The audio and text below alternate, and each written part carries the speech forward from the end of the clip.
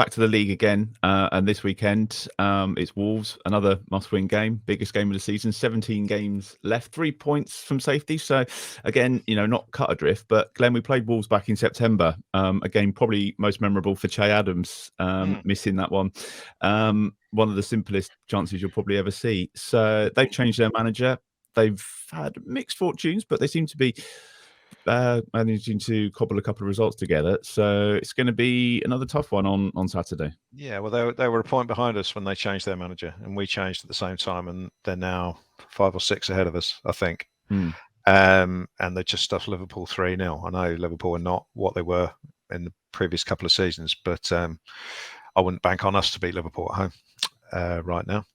So yeah, well, I'm kind of looking at this one quite optimistically because I'm hoping he's going to get sacked tomorrow and someone else is in charge. I'd put Ruben Sellers in charge for the rest of the season, to be honest, and because he can't do worse. If that doesn't happen, hold my beer. Yeah, and Jones is in charge. Well, at the moment, I can't see us getting 25 points, let alone 25, 30 points, let alone the 35 or 6 or whatever that you're going to need to stay up. I watched a bit of the Wolves Liverpool game, and of course Wolves have got Mario Lemina playing. Yeah, and, apparently he was brilliant for them. And they made a good signing in Craig Dawson in the centre of defence because that takes out Collins, who I always thought was a bit of a liability for them. So they look a decent side. They've got a couple of new strikers as well. Sarabia looks dangerous. So suddenly they've addressed their weak points and they look like a good side. So I think this is a hell of a lot tougher game than it was when we played them at Molineux earlier on. And to me, they look, if Jones is going to carry out his promise/threat to be to go back to the basic football, Craig Dawson and whoever their other centre half is, whose name escapes me, they're just gonna lap that up. Kilman's about 7 foot tall, isn't he? So it'll be an interesting battle between him and Tall Paul, who I'm sure will play. And yeah, I'm not looking forward to it very much at all. It is all going to be eyes on that lineup again, Steve. If he is still in charge by the weekend, and there's nothing to suggest that he won't be, he's promised some changes. He said that the stuff this week about I'm not seeing myself in the team, and he's going to stop listening to these outside influences. Well, he's 50 years old. I hope he wasn't in the team. That's these outside influences that he's not listening to. Yeah, it's odd, isn't it? His wife's family, the Saints supporting side of his family, are they chirping in with suggestions or what? I don't wonder what changes we can expect to see that he hasn't managed to get across in the last couple of months. Try and sneak an extra man onto the pitch. I mean, worth a go. I mean, the refereeing at this level, they might not notice. I don't see how he possibly goes into that game at home and has anything other than basically abuse from minute one. I just don't see it. The way that he's conducted himself in the last 24 hours, I struggle to see how his position is tenable in any way, shape, or form. And it kind of feels like, yeah, okay, he might be. I mean, is he still? Are we really, actually, genuinely going to keep him in charge till Saturday? That's a genuine question. Are we actually that stupid as a football club? Is that where we're going to go? We're actually going to keep this guy who's clearly proven himself a little bit unhinged, but most importantly, clearly not up to the job, in charge when we've got 17 games and we need to get, let's face it, at least 20 points. Yeah. It kind of feels almost futile, sort of speculating how he might approach it. I mean, you might as well literally draw the team out of a tombola. The way he's been doing it anyway. Yeah, it's mental.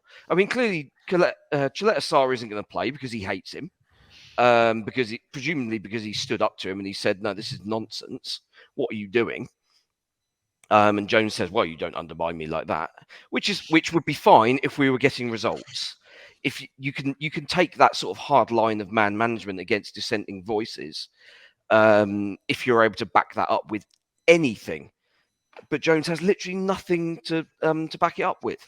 There's no sense of a plan. There's no sense of any structure. He's even. I mean, that press conference, he effectively admitted that the last 3 months have been a waste of everybody's time. He had 5 weeks after that Liverpool game, between the Liverpool game and the Lincoln game, where he, 40% of that period, he told the players to go on holiday. Mm. So he's not been working with the players the whole time that he claims he's been working with the players. He told them to go on holiday for 2 weeks, when actually, come on, lads, we're in the bottom 3. This is the time where you've got to be working. We're still during the season. In any other season, you would still be playing games. Why are we? I appreciate that there is a huge hypocrisy here, but why are we letting players jet off to Dubai for 3 weeks in the winter? Come on, guys.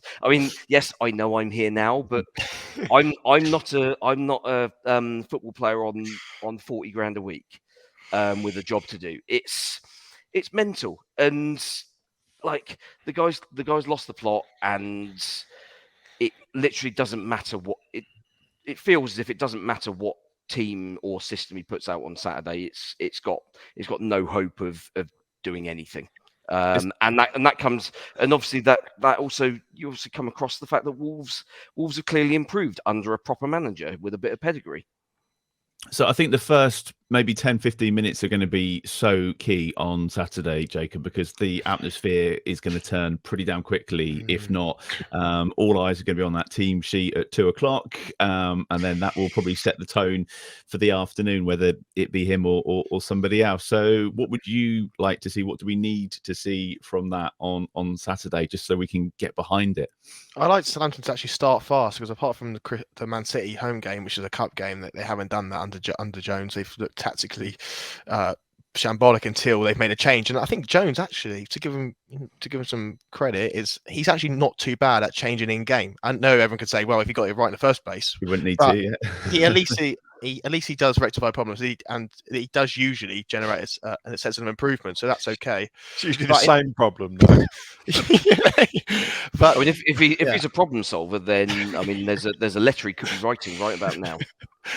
Yeah, but in terms of the team lineup, you don't really know. You see the team and you try and work it out. Like me and Adam Blackmore were sat there as the team news broke, and we were thinking, and everyone's like, right, it's a 4-2-3-1. And I went, yeah, but hold on, what if Elianusi's right wing back?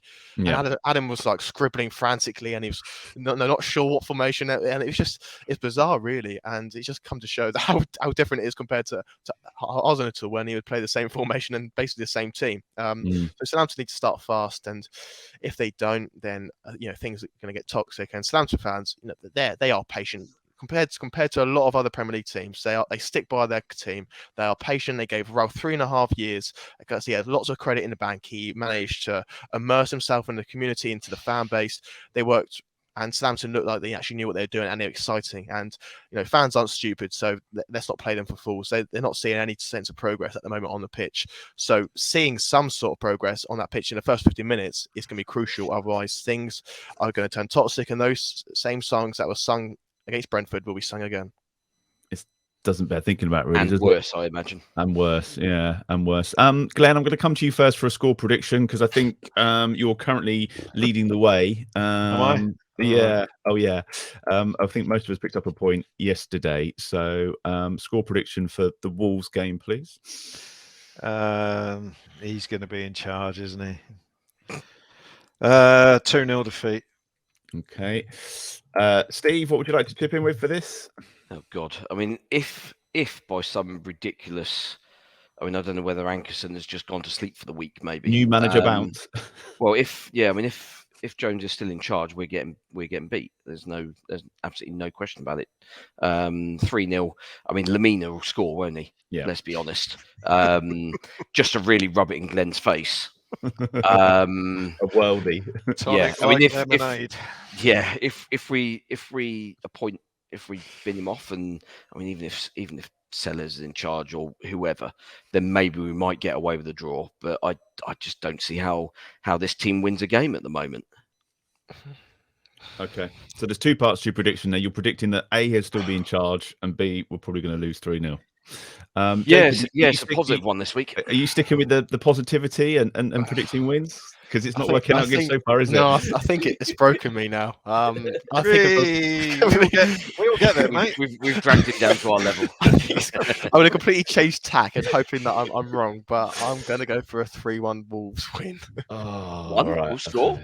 We're going to score a goal. All right. Okay. Set piece, obviously.